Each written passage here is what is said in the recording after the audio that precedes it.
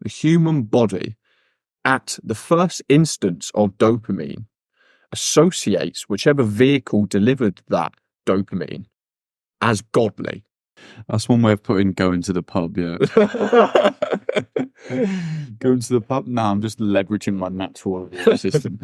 Freedom provides an opportunity for discipline or greed or gluttony. He's not going to indulge in the vice because he doesn't see it as a vice. He sees it as indifferent. Greetings, internet. Now I know what you're thinking.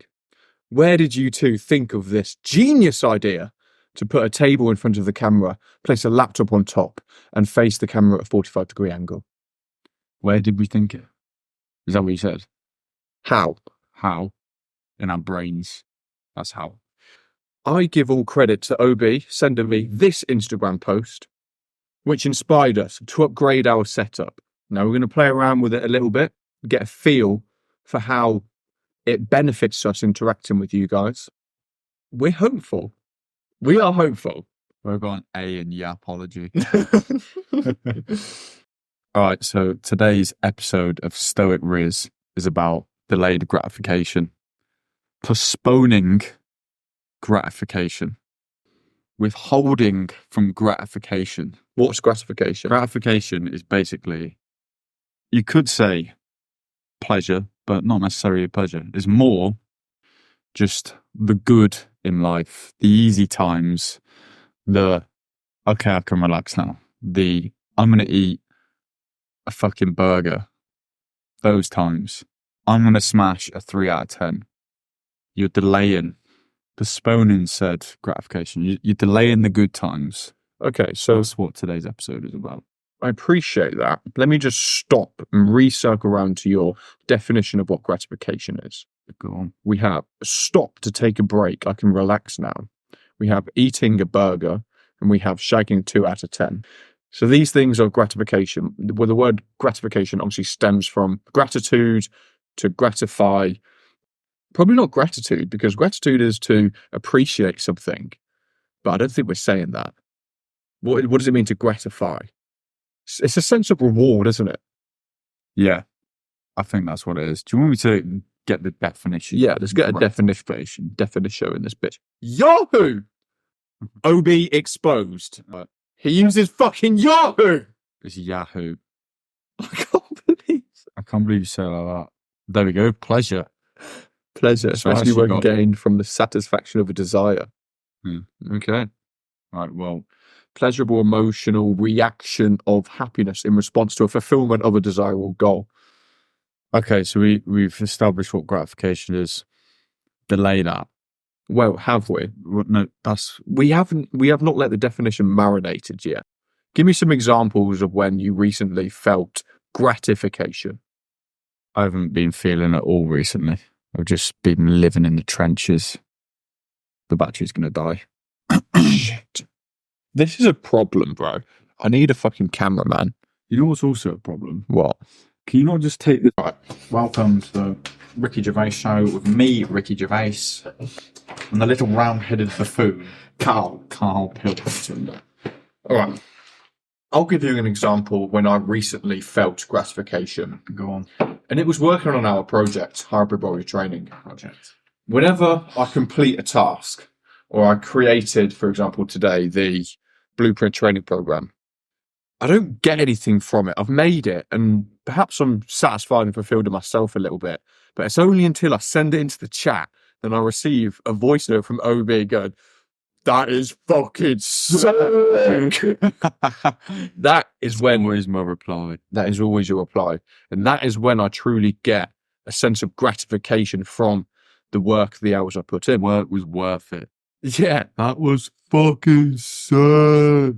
And I guess when you post a story on Instagram, a reel on Instagram as well, all those likes and stuff, they act as mini gratifications. Like, well done. Yeah. Like. Mm-hmm. That's why I think gratification can be such a negative thing, because if it's easily obtained, then it holds no value, and all it does is it just decreases that threshold of natural dopamine level. It just gets a little bit worse. I mean, when you're getting all those little hits of gratification easily got, They're worthless. It soothes your cortisol levels, doesn't it? Mm. Cortisol motivates you to complete something so that you can feel gratification. However, once you feel gratification, you no longer have that same cortisol to push you to achieve what you already have. Mm. But I don't think it's artificial gratification if you are working on a project, or I guess social media is social media artificial gratification to you or not? It can be, unless you're, I suppose, doing it for your business. The next point is that delayed gratification stems from discipline. Now, you said that it takes away the motivation and drive and will to continue to pursue or delay gratification, to work hard on the next thing once you've already been gratified. And that is where I believe discipline comes in. So if you think about this in basic terms, right, why would you delay gratification? Well, you need a reason behind doing it, because naturally as humans, we don't want to delay gratification. It's hard, it's effort. We just want the instant reward. That's all we want. That's good stuff. Yeah, that's what animals want. That's their first. Where are we going to find the drive and will to delay gratification? That comes from, first of all, picking a goal. You need to pick a goal which gives value to having discipline and delaying gratification, because we know that delaying gratification is what's required to achieve certain goals. Because say you had goals in the gym to lift a certain weight, you've got to delay gratification by not relaxing and chilling now. You've got to go to the gym now. You've got to do this now to get to that goal. So you need an aim, something you're aiming for, to actually start being able to delay gratification. Can I ask you a question? Right. The longer you delay gratification, the better it feels. Do you think that's correct or incorrect? I'd say it's correct to a certain point, and I feel like sometimes when you delay it too far, you almost enjoy the delay. You know what I mean? Like you do a deep work session, yeah, and you keep going for ages, you keep going for hours and hours. You sort of like, I don't ever want to stop this. I'm sort of in like this flow state where you don't even want the gratification. You don't want to relax. You just want to keep going.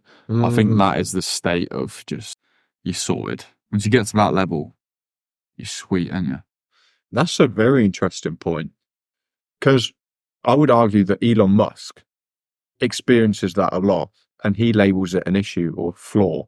Well, not a flaw, but he said a lot of people wouldn't like that. He says, I can't turn my brain off. It's always going. It's always thinking, coming up with new ideas. And a lot of people won't want to be me because of that. Yeah, I can see that'd be pretty horrendous. So what is the difference? Why are there some scenarios where you don't want the gratification? You just want to keep in that painful state of discipline. I think that is the meaning of life for humans. Hell. Yeah, right there. What you just said, that is the meaning of life, is to never actually obtain the goal. It is always to be in pursuit of the goal. And if you do obtain the goal, you've got to get the next one lined up, and you've got to start shooting for it, because very quickly, life will become meaningless. If you aren't aiming for something, then you can see, as a side effect, you get depressed very quickly. Do you know what I would argue? Go on. It's better to die striving to achieve something and having never achieved it than to die having strived to achieve your wildest dreams and actually got there.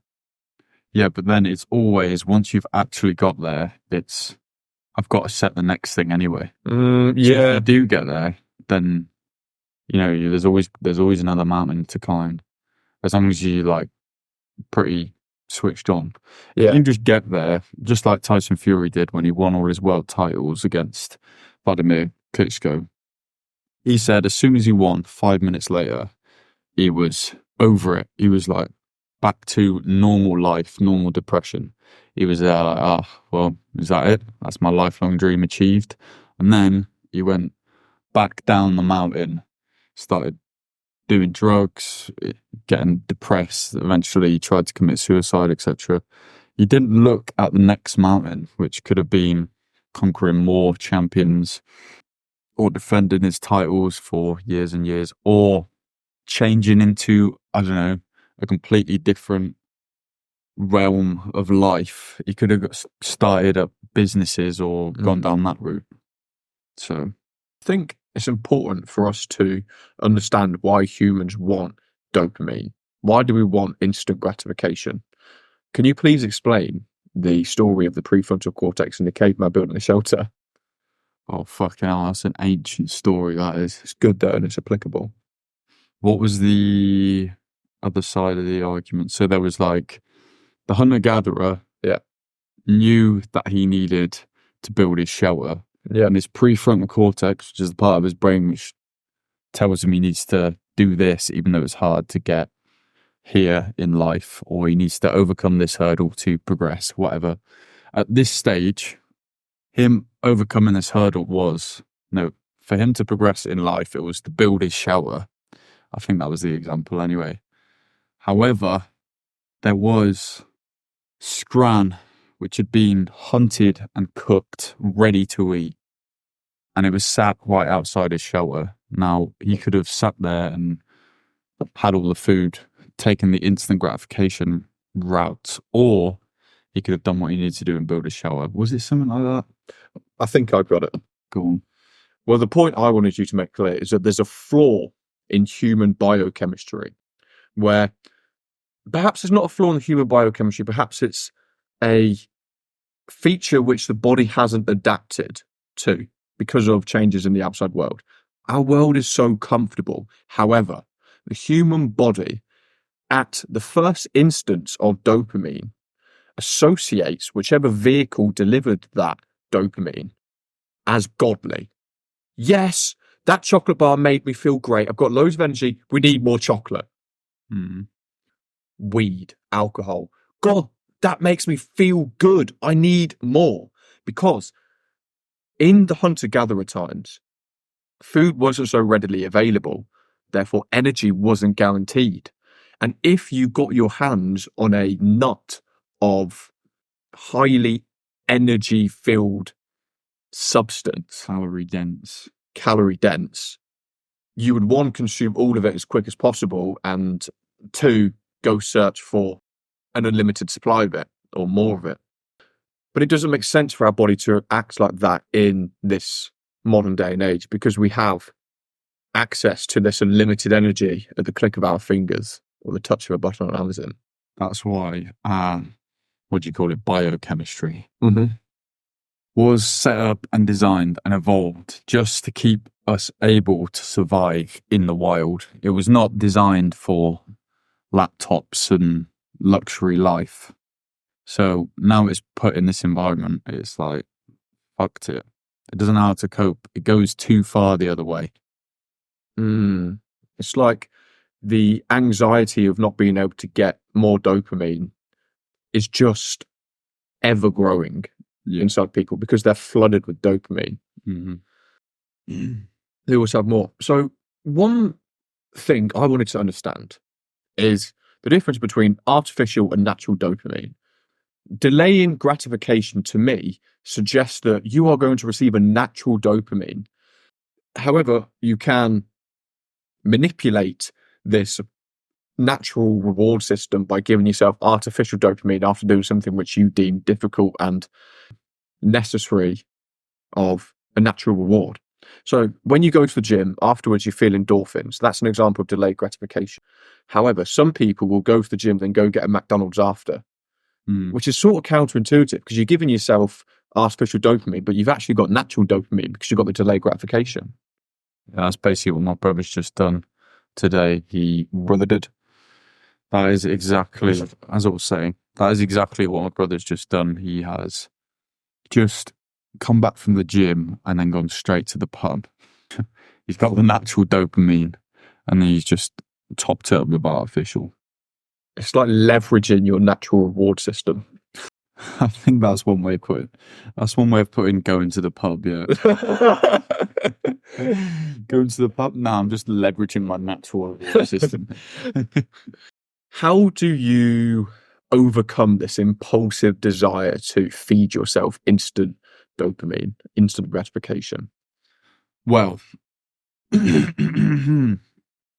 recently I was watching a Jordan Peterson video about this sort of thing, and he was saying how he had this client as he was some sort of therapist. Yeah. Not that I believe in therapy. I think it's a load of shit. But because little side bit, I feel like therapy is just repeating your problems over and over again. All that's doing is making them worse. It's just reminding you of them. Anyway, Jordan Peterson was giving therapy to this bloke, and this guy had a problem with delayed gratification. His whole life was a complete mess, and he had no effort or will to do anything. He basically had lost the will to live, by the sounds of it. And Jordan Peterson said, you need to start small. Start by cleaning the room which you live in. And obviously, this is a bit of an ego hit to most people, because they're like, what? Something as easy as that? But he said it's actually very effective. And he stressed the importance of breaking up how small the little tasks you fulfilled were until it was like just more than zero effort. Let me give you an example. So this one guy, had this problem, and he was saying, well, have you tried cleaning your room? I know it sounds stupid, but just give it a try. And apparently he took the Hoover to his room and left it in the doorway and stepped over the Hoover for a week, and then went back to a therapy session with Jordan Peterson and said, I took the Hoover to the room, but I couldn't clean it. That's crazy. That is mental, yeah. That's just almost idiocy. Yeah. But Jordan Peterson said, okay, but you have moved the Hoover to the room. So let's look at the benefits here. This sounds stupid, but the next week, he said, now take the Hoover and put it in the middle of the room, but do nothing more. And he said, don't do anything more, because that can actually just have some sort of crazy rebound effect. And then, like, week by week, because he was making these small steps, he talked about how these small steps to getting your life together actually only increase your life quality exponentially. It doesn't go like linearly. So if you make these tiny little steps at first, eventually they'll turn into bigger and bigger leaps as you go on and on and on. And it's this momentum effect that turns you into a higher value person. It's someone who's got all their shit together, and it creates momentum. Okay. I'm going to imagine you're the therapist, I'm the dude in the rut. So over the past few months, life's been going well. I hoovered my room. I even cleaned the kitchen. You know, I started selling some of my old clothes on eBay. I bought a gym membership. But, okay, stop. What would you, as the therapist, say to me to prevent me from losing that momentum or for throwing it away? What could I do to stop this progression? Because it's not guaranteed that I'm just going to now upward spiral into supreme success. How can somebody throw away that instant gratification? I think the way they could do that is, the way they could throw it away is obviously going back into old bad habits. So the first thing is to, of course, first of all, get rid of all these bad habits. So get rid of them one by one, slowly over time. It might take a while. But once you got rid of all of them, you got to distance yourself from them and anything that makes you want to relapse in whatever they are. So any friends, any triggers, you want to get rid of all of the distractions. That's what I reckon. And then you want to focus only on the things that you're going to replace them with good habits. Like you said, you bought a gym membership, then you're going to start going to the gym once a week and then twice a week. And then you have to build it up. So you continue to build this momentum. And then the more you can maintain this, the higher it's going to go. Do you want to know a good story? I noticed the other day that it's a lot easier to say no to a bad habit when you consistently indulge in bad habits to some extent than it is when you're doing really well. I tell you why. Because let's say I've gone 2 months not drinking. Drinking's going to be the bad habit because I'm preparing for a fight. And after fight night happens, the urge to drink is insurmountable. But so I drink on this occasion, and I know in my head that I've had my fun now. I've had my drink. I've partied a little bit, but I want to refocus my mind and get back into that competitive state again. But I'm still thinking, well, because I drank last night, maybe I can just drink again today. Like, I've only been off for 1 day. Let me indulge a little bit more. So I'm like, okay, I'm just going to go to the pub, have 2 pints. Now, this is a big thing for me. I haven't been drinking for 2 months, but I'm going to do it. So I text my friend. I text a friend who I know is going to say yes to drink with me because I know that he drinks 5 times a week and he drinks more than I drink in a year on a Saturday night. But when I text him, he says, oh, nah, can't tonight, man. I'm like, why? He says, well, I've just been on a 5-day bender, sniffing a load of ketamine, and I've spent all my money. Valid. My point is, when life's going really well, you feel so guilty in committing to a bad habit. Whereas when you're doing so shit, you don't feel anything to commit to a bad habit, but there's more friction there. You shouldn't do it more when your life's shit. Whereas when your life's good, you've got no reason to not do it. So there's no friction there from doing it. Yeah, I see what you mean. So it's easy to step back into your old ways. Definitely. Mm-hmm. But then I think you can sort of just remain distracted. If you're pursuing something like a fight, then it's easy to remain distracted from all the bad things. So then you've always got to look for the next goal, haven't you? Do you know what I say that's like wearing stabilizers on a bicycle? You can't, because freedom provides an opportunity for discipline. I've spent a lot of my life unemployed. That sounds crazy. I notice that when I've got absolutely nothing to do is when I've got to try the hardest to control my mind into not doing bad habits. And it's very easy for people who have to work 9 to 5 and then go to the gym and whatever to look down upon you for procrastinating a little bit more than them or sleeping in a little bit longer. It requires a stronger mind to stay on the right path when you've got no distractions. Mm-hmm. Yeah, when you've got a boss telling you that you need to be in at 8 a.m. rather than you telling yourself, I need to be up at 8 a.m. just to start my day. Or a fight. Yeah. There's no better mental argument to not go out and drink than thinking I've got to step in the ring with some big muscly dude in 4 weeks' time. Also, the point you raised is also highlighted by James Clear in Atomic Habits, but he says something different. He says, trick yourself into thinking that you're going to go to the gym and just do 1 set, or you're going to walk into your room and just plug the Hoover in. But it's just the barrier of moving from your state of comfortability to a state of work, which is the problem usually. Yeah. And once you've crossed that barrier, it's like, well, I'm at the fucking gym. I may as well just do that. The Hoover's on. I may as well just push it. Yeah, I agree. Definitely. Yeah, you just got to make the transition, haven't you? That's always the hardest part. The hardest part about taking your dog for a walk is getting the fucking leads and taking it outside. And once you're outside, it's like, this is great. Don't know why I didn't do this 4 hours ago. Yeah. Not that I have a dog. But I know that's a good example. Right. So I've been looking at this point and also the title. And as this is a Stoic Rizz episode, we should probably talk about delayed gratification in terms of Stoicism. Now, the Stoics say you should be indifferent in terms of your reaction to emotions. So let's use the typical chocolate bar analogy, for example.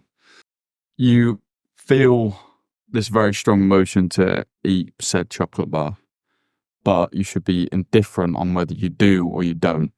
So you have strong emotions to do a certain thing, but you're deciding to be unreactive of it and delay the gratification in this sense. Whoa. Well, let's stop right there, mister. So we've got the chocolate bar, and we say it's indifferent. What does that mean? The chocolate bar and indifferent. Yeah. You should be indifferent on the decisions you make after the influence of your emotions. So say here, you should be unreactive to emotions, allowing you to be disciplined. Where do we go? Well, what does indifferent mean? You tell me. I know you know. Indifferent equals not dispreferred nor Indifferent means something is not preferred nor dispreferred. It's not good nor bad. In simple words, if I'm to relate it to a chocolate bar, my life's not going to get better by eating this chocolate bar. My life's not going to get worse from eating this chocolate bar. It is just indifferent. The chocolate bar is there, and I will either eat it or I will not eat it, or I will not feel a different way regardless of whichever outcome is materialized. I mean, I was saying more indifference as in your emotions. So in terms of reactivity to your emotions. Well, I feel like you're adding in a barrier that isn't there. Not a barrier, a disconnect. Something being bad nor preferred nor dispreferred, good nor bad, is an emotion. It's how you perceive something, right? Yeah. And therefore it is your emotional attachment to the object, which is indifferent. And you're saying, what are you saying? You should be unreactive to emotions, allowing you to be disciplined to make the right decisions. Okay, that's very interesting there. It's a great point that the laptop is displaying to me right now. Okay, yes. Okay. Oh, so I guess you've introduced two ways to defeat impulses. First, let's say the chocolate bar is never going to be indifferent because it actually is a fucking vice. It is a bad thing. Isn't a vice a good thing? No, vice is bad thing. Virtues are good things. So virtues are good things. Vices are bad things. However, a true Stoic man will see everything as indifferent because then he's got no emotional attachment to it. If he feels sensation of lust or greed or gluttony, he's not going to indulge in the vice because he doesn't see it as a vice. He sees it as indifferent. Mm. And what is seen indifferent from it? Because you're taking a middle ground, you're essentially detaching from emotion of either side. You're saying, no, I'm in the middle. It's not good nor bad. I'm just here.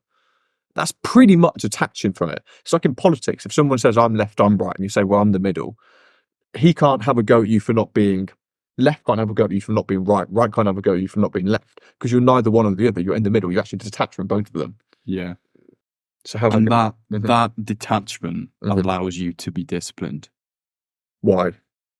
Because if I feel these strong emotions to eat said chocolate bar, but I'm indifferent, I don't see them as good nor bad, then it allows me to make the logical decision to not eat it.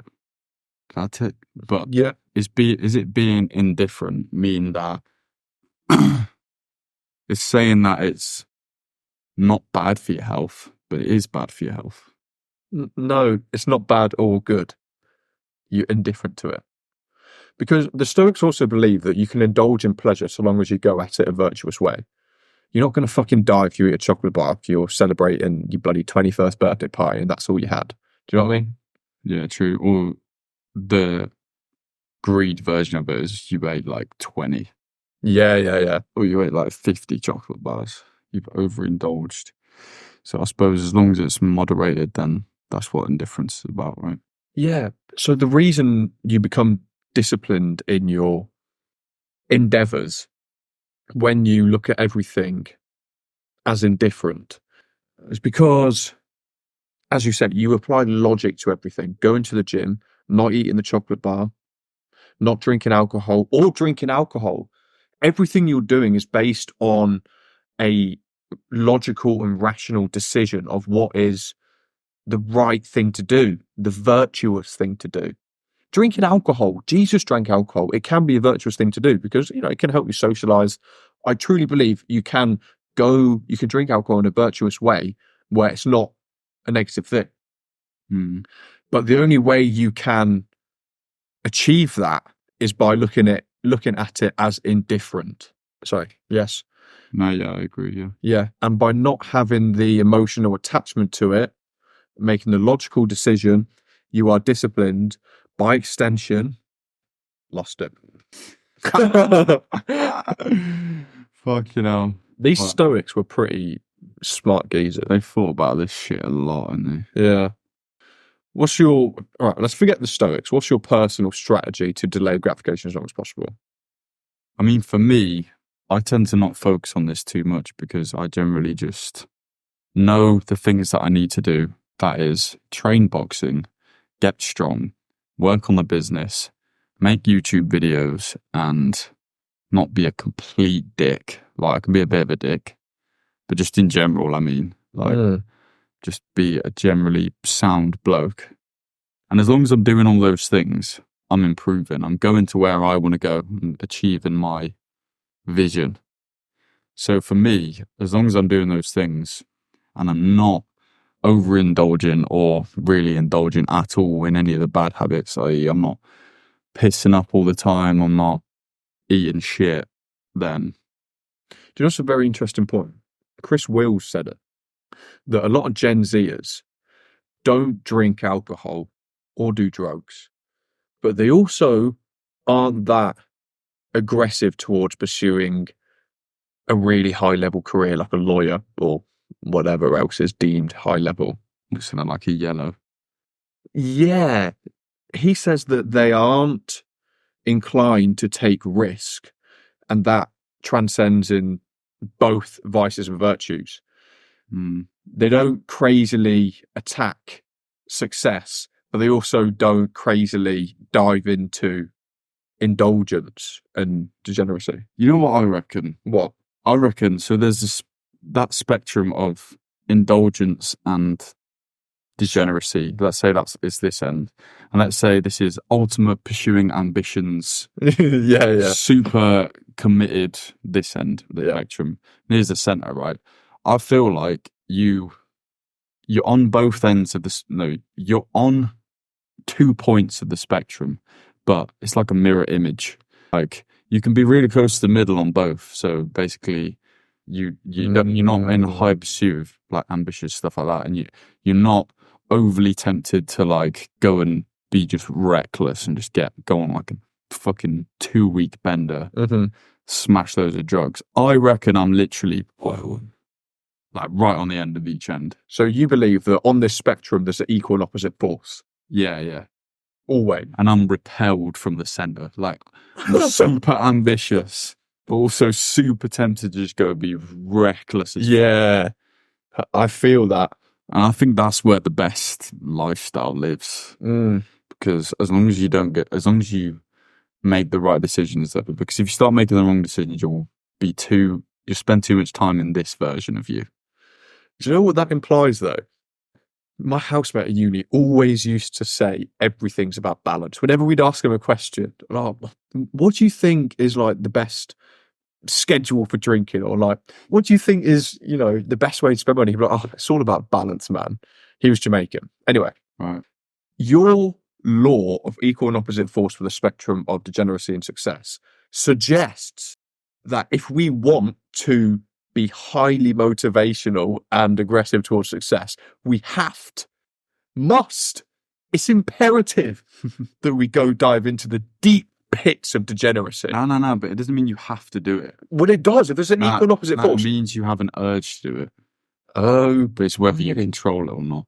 I reckon it goes like a level, so that's the first dimension. Yeah. And then the dimension behind it is like, it's just a one level spectrum, right? It ain't got two sides. It's just like how much energy you have for existence.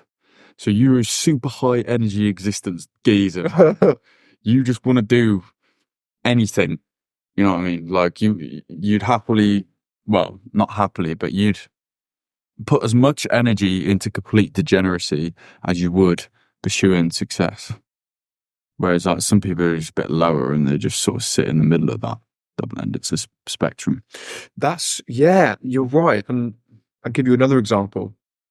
I always thought that the worst place to be in life is the middle. I'd either want to be extremely successful or extremely poor. Being in the middle, where it's just mundane and Rat like, race. yeah, that's where, well, the middle's average, isn't it? It has to be. Yeah. Like that.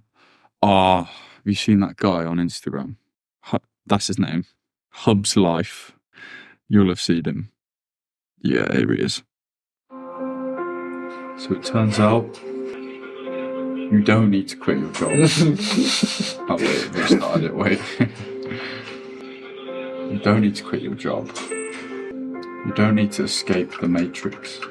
You don't need to be a millionaire by 30 either. Nah, I'm already sick of it. It gets worse. That's fucking bullshit. Turns out the grass is greener where right, I can't fucking listen. Look, if you are in the middle, that is not good enough. That's misery. No. Nah, don't get sucked in, bro. But this guy literally just describes the life of a 9-to-5 rat race, like miserable life. Right. If you're in the middle, if you're at all average, don't think you're okay. Stagnation is impossible. You have two options. You either aggressively attack success, take a huge amount of risks to get the dream life that you want, or you have to go down into the deep pit of degeneracy so deep that you hit rock bottom, and the only way out is through fucking doing something crazy, like selling a boxing weightlifting course. Yeah, I suppose. I mean, I don't think I hit rock bottom, but... No, I'm joking. I don't think I did either. But it is what I correlate to achieving extreme success, so... Yeah. Right. My tactics for delaying gratification. Because you said you don't do it. You just... No, I do it, but I do it through pursuing goals. Somewhat unconsciously. Yeah, kind of. Like, as long as I know I'm doing these certain tasks throughout my days, then I'm basically delaying gratification. I'm always delaying gratification, you know?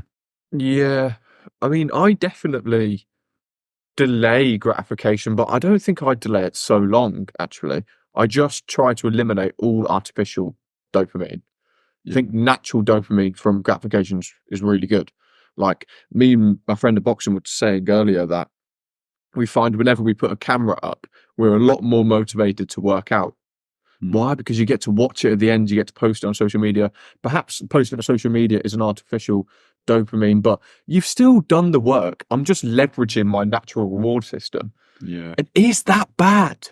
Yeah, that's not bad, is it? I don't look. It's good. There's levels to the game. It's like the same reason we pop open a bottle of champagne when we get a new job. We're just leveraging our reward system. Mm-hmm. You know, after the pad session I did today, I was like, oh, I wish I just videoed it. I just love to watch it back, just see. I mean, it is a bit gratifying. Yeah, it is. At the same time, it does actually help to video stuff like that, so you can see what you're doing wrong, see what you're doing right. Yeah, but I'm going to be completely open here.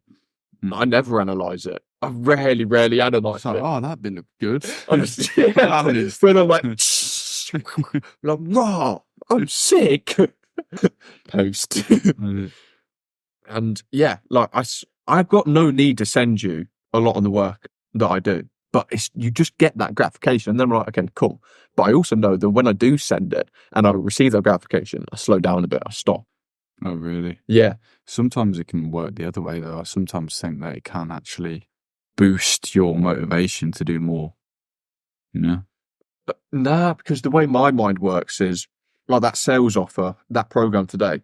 I could genuinely go into a 4 or 5 hour deep work session and just not have any urges or impulses to get away from my PC and do something else, because I know how good the feeling is going to be once I've finished the final product and received the approval from my peers. True. And because that's a natural dopamine, I think if you can apply that into any other setting of your life, for example, it's the same scenario, filming yourself working out, posting it on TikTok. You work so much harder in that workout because you know that you're going to show that to your peers and get approval, validation, delayed gratification, leveraged delayed gratification. What's another example?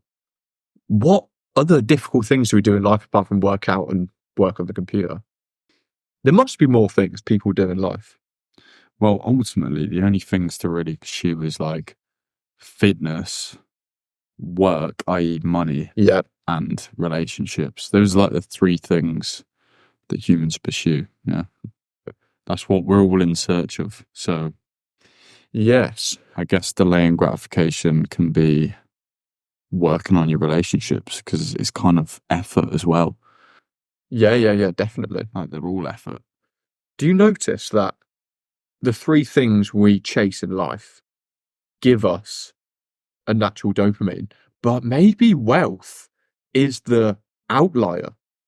Because relationships, you get sex, love, that's unarguably a natural source of dopamine. Yeah. Health, you feel good.